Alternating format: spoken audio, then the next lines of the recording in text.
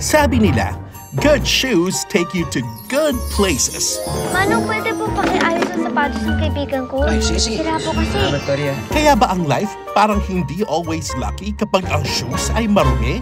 Sira yung sapatos ko, sira yung uniform ko. Pagkakita yung buhay natin, ma. Bakit bang malas-malas natin?